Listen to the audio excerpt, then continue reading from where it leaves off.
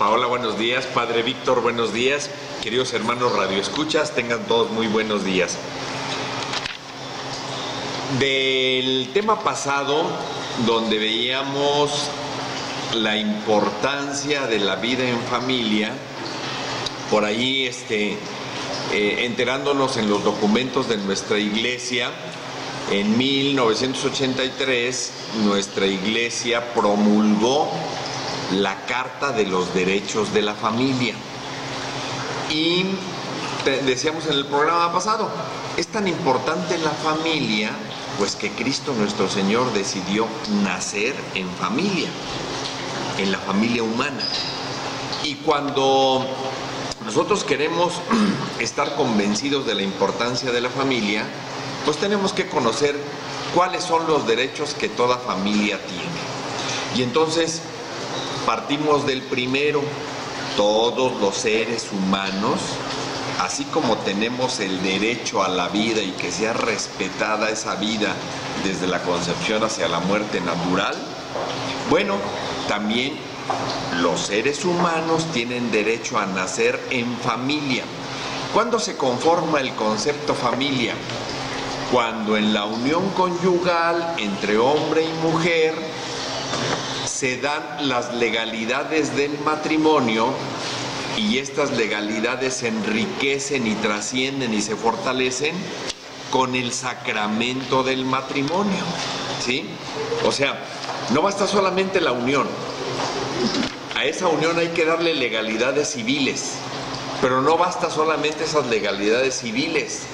Hay que sublimar, hay que tomar el sacramento como una posibilidad que Dios nuestro Padre nos da de darle excelsitud a esta relación humana.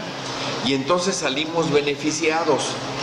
En razón de que propugnamos nosotros los católicos por la familia, producto de la unión de un hombre y una mujer, quienes voluntariamente se solicitan en esta sociedad conyugal a nivel civil y se otorgan el sacramento del matrimonio frente al sacerdote que es testigo de Dios nuestro Padre. Bueno, pues es muy simple, porque esto responde a la naturaleza humana. Los seres humanos somos personas integrales, es decir, poseemos una parte física y una parte emotiva que tenemos que atender, pero también tenemos una parte de actitudes que tenemos que acrecentar y formar, y ahí es a donde los valores y las virtudes tienen su asentamiento. Pero lo más trascendente es que somos hijos de Dios, y al ser hijos de Dios nuestro Padre, la manera de gozar la máxima felicidad es gozar de su presencia. ¿Y de qué manera vamos a gozar de su presencia? Dios nos da un camino muy clarito y muy seguro: la oración y la frecuencia de los sacramentos, ¿sí? Y entonces el matrimonio es un sacramento. Entonces, si somos inteligentes, si somos sensatos, si queremos corresponder a nuestra naturaleza humana, no basta la unión libre, no basta la unión legal civil. Bueno, somos sensatos y somos inteligentes, pues aprovechemos la vía que Dios nos da para nuestra salvación, como es la frecuencia de los sacramentos. O sea, en esta vida no basta ser bueno, no basta no dañar a alguien. Hay que ir más allá, hay que responder a nuestra naturaleza humana, hay que frecuentar los sacramentos, el bautismo, la confirmación, la confesión, la Sagrada Comunión, el matrimonio, o en su defecto, no solamente permanecer en el celibato, quizá buscar la posibilidad del sacerdocio o la vida religiosa. Entonces, cuando entendemos que el matrimonio responde a las necesidades del ser humano. Por eso, aunque la institución familiar y el matrimonio tenga sus altibajos, de repente sea atacada, pues es un hecho que la mayoría de los seres humanos nos sentimos realizados y felices por vivir en familia, por convivir en matrimonio, ¿sí? Y por gozar de todas las bondades. Y entonces nuestra iglesia dice, si es algo tan sensato y tan inteligente fomentar los matrimonios católicos, los matrimonios cristianos, los matrimonios que coronan esa relación voluntaria con el sacramento, pues hay que propugnar por defender los derechos del matrimonio y la familia específicamente. De tal manera entonces que el primer derecho es que todos los seres humanos, ¿sí?, tenemos derecho a casarnos con libertad. O sea, ¿qué quiere decir esto? La libertad es una de las cualidades que nos hacen ser seres humanos. Y la libertad, para ser ejercitada, requiere de un antecedente, el ejercicio voluntario. De tal manera que todos tenemos derecho a casarnos haciendo un ejercicio libre de voluntad, no coercionados. Cuando vamos nosotros a recibir el sacramento del matrimonio, es una decisión inteligente, voluntaria y libre. De ahí que el primer derecho es, pues, casarnos, ¿sí?, en la situación de los derechos de la familia.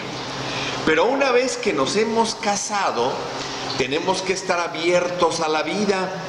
Y el segundo derecho es el derecho a tener los hijos que responsablemente, y subrayo, responsablemente, Dios nos permita tener.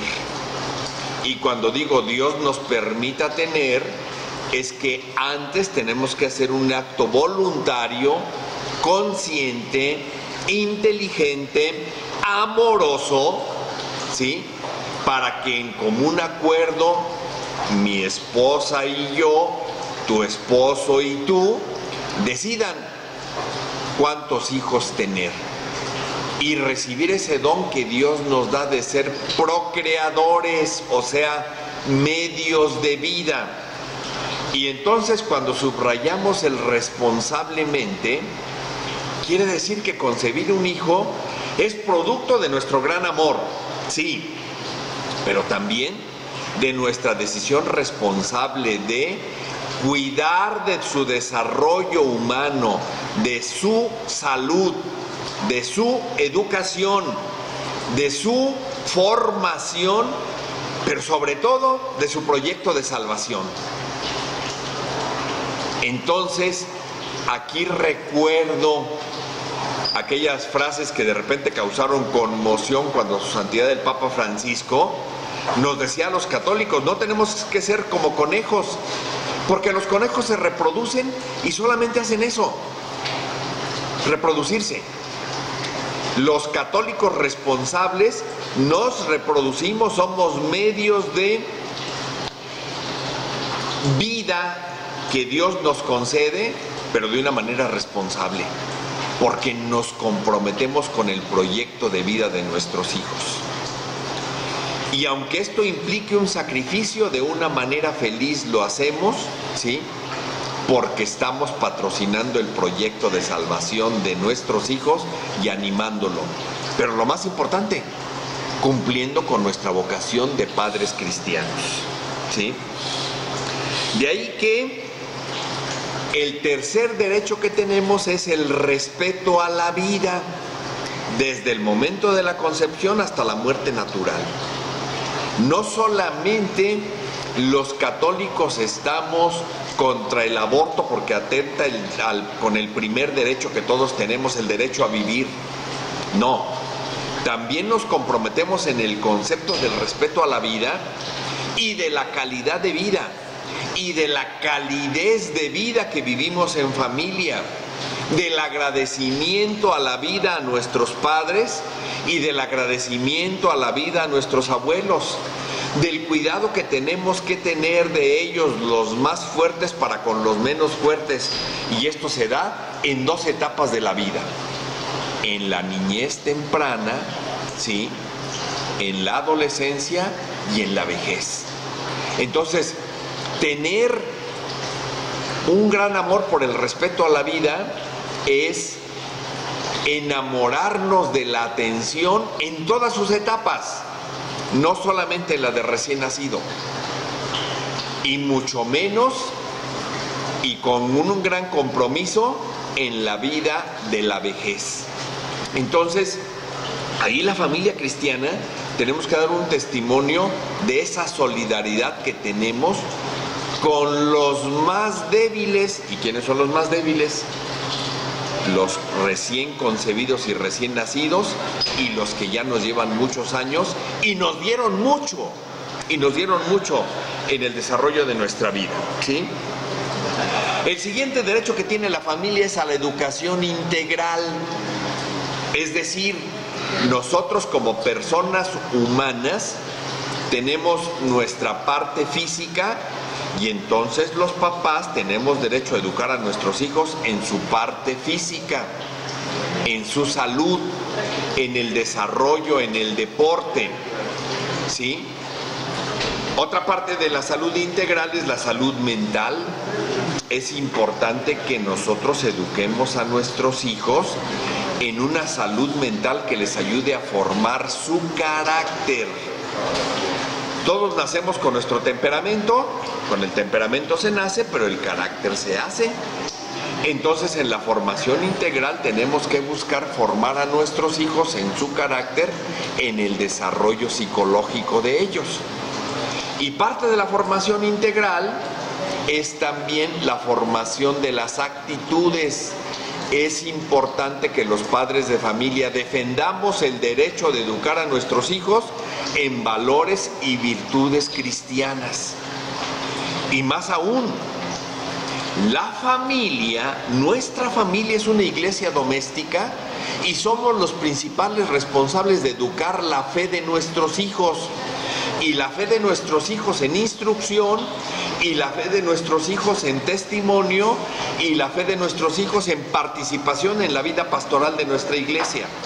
Entonces, no podemos ser de aquellos padres de familia que mandan a los hijos a misa, que mandan a los hijos a confesarse, que mandan a los hijos al grupo apostólico. No, tenemos que ser de los padres de familia que acompañamos y damos testimonio de nuestra fe, porque nuestra iglesia es una iglesia doméstica en la vida familiar. ¿Qué otro derecho tenemos en nuestra familia? El derecho a progresar, ¿sí? Y aquí tenemos que conciliar la importancia que tiene el valor de la familia y la formación de nuestros hijos y el derecho que tenemos a crear un patrimonio, a buscar un mejor trabajo, a apoyarnos los esposos en el logro de ese patrimonio para nuestra vida más adulta o nuestra vejez. La importancia que tenemos como familia, el derecho que tenemos como familia a ser mejores personas, pero también personas más proactivas en la sociedad, a la superación académica. Y entonces, eso es una obligación y es un derecho que todas las familias, y nos lo promulga nuestra iglesia.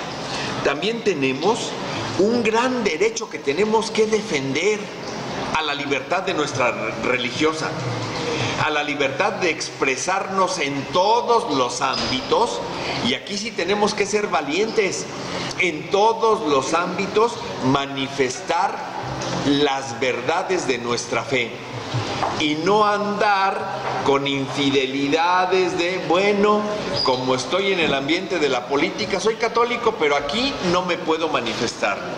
Como tengo un trabajo muy bueno, no puedo mencionar a Dios. Hace rato ya que hay personas de pensamiento liberal, de ideologías persecutorias contra nuestra iglesia, que se atreven a legislar, como el caso en España, de quitar todas las cruces y los cristos de las escuelas, porque así lo legislaron. Entonces, una gran valentía que tenemos que tener es dar testimonio de las verdades de nuestra fe donde estemos, ¿sí? Ahora sí, que como Cristo nos pide, donde estemos tenemos que dar fruto. Y entonces uno de los derechos que tenemos como familia es defender nuestra fe. El primer derecho es dar testimonio. Pero si recibimos algún ataque, tenemos el derecho a defender nuestra fe y nuestra libertad religiosa. Se habla de un Estado laico.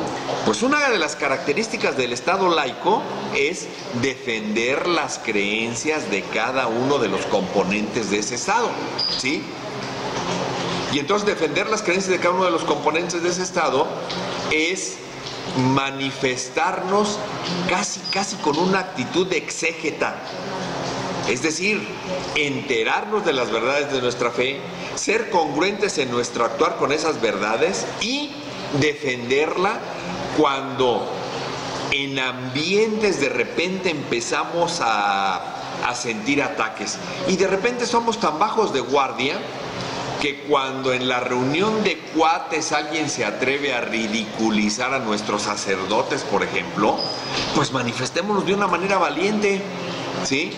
Impidiendo hacer chistes sobre nuestra iglesia, ¿sí? Porque acuérdense de aquel principio, el que cede poco a poco. Y entonces de repente esas actitudes de ridiculizar a nuestra esposa, ridiculizar a nuestro esposo, ridiculizar a nuestra iglesia, a nuestros sacerdotes, eso va mermando este derecho que tenemos de defender las verdades de nuestra fe. Más adelante vamos a ver que otra obligación que tenemos los católicos y otro derecho es estar presentes en la sociedad y santificar las estructuras, ¿sí? De ahí que si nosotros los católicos formamos parte del cuerpo social como dirigentes empresariales, como líderes sindicales, como políticos, pues tenemos una gran obligación: santificar las estructuras sociales, pero primordialmente santificar nuestra familia, ¿sí? Y aquí me voy a permitir hacer un paréntesis porque todavía nos falta hablar de otros derechos de la familia y aquí el tiempo es nuestro persecutor, ¿sí? Y en la próxima sesión terminaremos hablando de estos derechos de la familia, pero tengamos muy en cuenta, con la fortaleza que nos da nuestra fe y la frecuencia de los sacramentos, exijamos nuestros derechos como familia católica, como familia cristiana. ¿Y todo para qué? Para que el mundo